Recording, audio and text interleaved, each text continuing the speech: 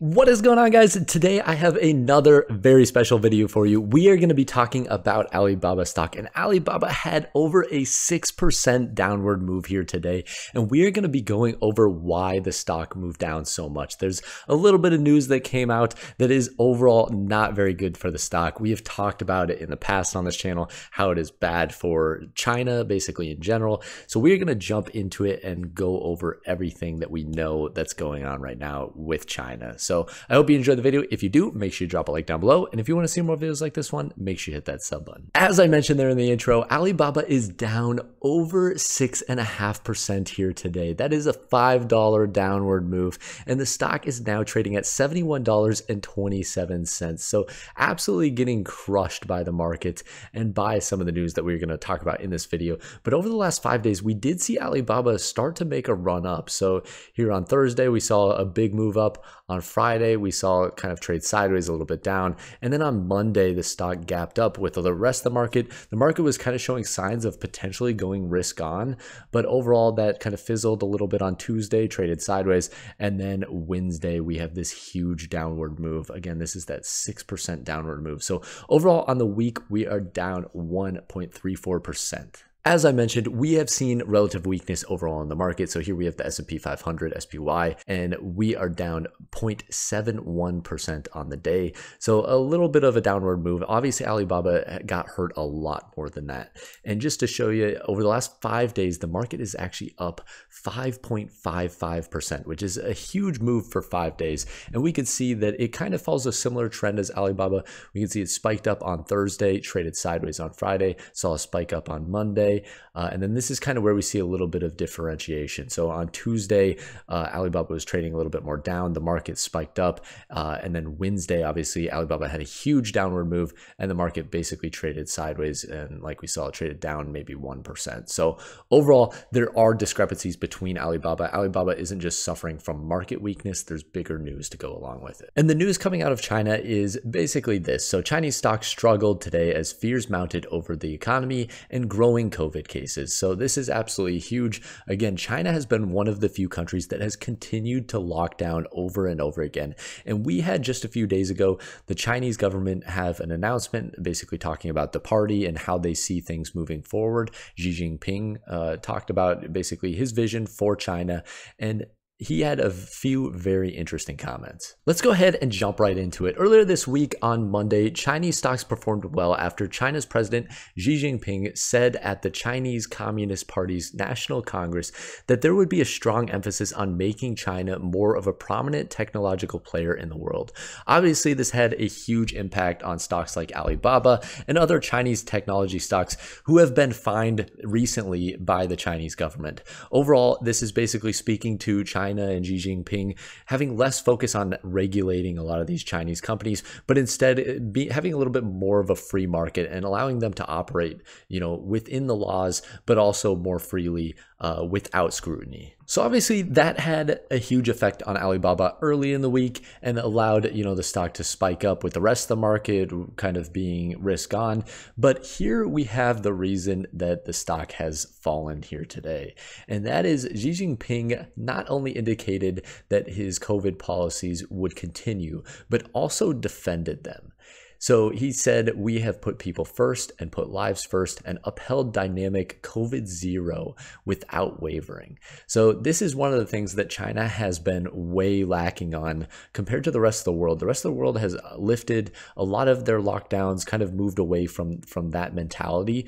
Well, China has continued to have numerous lockdowns. Basically, whenever cases pop up in an area and there's a large amount of spread in an area, they are locking down that city. So it can be entire cities, it can be small, locations within cities, but they are locking it completely down until they start seeing those cases subside. And again, the rest of the world, it's very interesting because the rest of the world has gotten away from it, and the rest of the world has implemented vaccines, other measures, but China has been one who has just had this zero tolerance policy for COVID, where they have just locked everything down and kind of expected things to kind of go away. And it does work over a longer period of time, but it has huge effects on the overall economy. And the biggest economic effect that we are seeing from China because of these lockdowns is a slower GDP growth. So what we have here is China this week also delayed their release of key economic data such as third quarter gross domestic product, GDP growth, which was expected to be around 3.4%. And we have a very interesting comment here. So Bruce Peng, chief economist in Hong Kong, said that the delayed economic data is not because of bad economic results, but because of the ongoing Congress, and is allowing authorities basically to concentrate, or sorry, the media to concentrate on these key messages that are being delivered during this event. So this kind of seems like a sketchy thing to say, right? If you're delaying these results, why didn't have this lined out ahead of time and basically plan for these results to be released after the Congress conference thing that they have going on there in China? It doesn't really make a whole lot of sense to me why you would line it up this way. And obviously you're going to delay that data if Xi Jinping doesn't want a lot of questions and doesn't want to have to answer those hard questions at a very public event like this, then obviously he'd probably want to delay that data. If it's bad. If it was really good data and he was really expecting a lot of positivity from that data, then it would make sense to deliver it before and kind of get, people really excited about, the next upcoming years in China. The World Bank only expects China to actually grow by 2.8%. So this is actually lower than the 3.4 that, is expected for this third quarter. And then the Chinese government actually initially had promised 5.5 growth for the coming year. So it looks like basically they're going to come in under this promise number, but maybe higher than where the World Bank is projecting. With the slowing GDP growth, the real question is, how is this affecting Alibaba and its business? And there is a very so-so answer out there. It is having an effect on Alibaba, but the question is, again, how much? And what we could see here is kind of its projected earnings over the next few quarters and next couple years. So there are 20 analysts covering this stock for the current quarter, and they are expecting an EPS of $1.63. This earnings right now is anticipated to be announced on November 17th, so a little under a month out. Here for the next quarter, we have 18 analysts, and they are projecting $2.42. This is the Christmas quarter. Alibaba tends to have a better quarter at that point, again, ending in December there. And then the current year, they're projected to have $7.23, and then next year, $8.46. This move between the 723 and 846 is a little under 20%, which is phenomenal growth in EPS overall. There are two things that I wanted to point out here. So here we are looking at EPS for Alibaba over the last few years. And what we can see, again, the stock kind of peaked out here in 2021 with a very high earnings of $2.98, so almost $3 there, and it had a small beat compared to its actual expectations. But what's very interesting is, again, two things. One, we have seen this abrupt downward trend, and that is obviously not a good thing. We've seen that starting in 2021, again, with a lot of the audit talks, this regression in earnings, the potential delisting, Chinese shutdowns, other things going on basically in China. A lot of those concerns have basically compounded and driven the stock down. But one positive thing to point out is over the last few quarters, we can see that Alibaba has been beating their earnings by a significant amount. And what that tells us is the market is pricing in very low numbers. So their expectations out of China, out of Alibaba, are very, very low.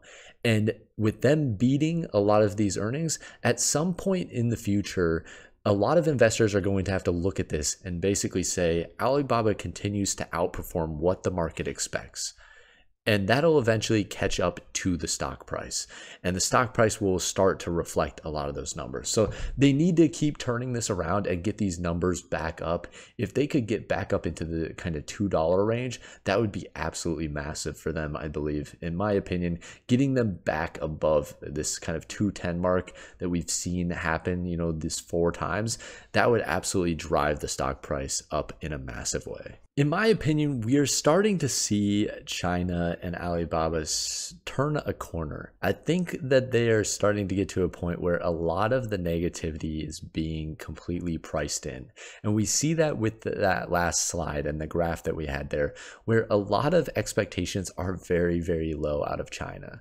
So I think over the next couple quarters, if we start seeing them again continue to beat in a massive way, especially over the Christmas quarter, if their quarter through December ends up having very good numbers, I think you could see the stock start to turn around and start to basically progress back up, not to all-time highs. Obviously, there's a lot that needs to happen for Alibaba to get back into that zone, but maybe get back to around that $100 mark. That's going to be the first milestone that I'd love to see Alibaba get back to, is $100 and break through that. And then from there, 120 would probably be the next step. And then you're talking about maybe 175. So those are a lot of support that we've kind of seen over time from Alibaba at the 175, 125, kind of those different levels that they need to break through to kind of see a lot of upside in the stock. So again, all my opinion on the stock, I do own Alibaba, so I do have an interest in obviously it going up. So consider that before you buy or purchase any shares.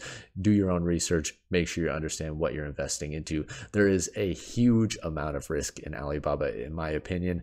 I also think that there is a huge amount of upside with Alibaba. Again, I've posted a video, if you haven't checked it out, about how I believe Alibaba could get to $500 over the next 5 to 10 years. So I personally do think there's a lot of positive things with the company.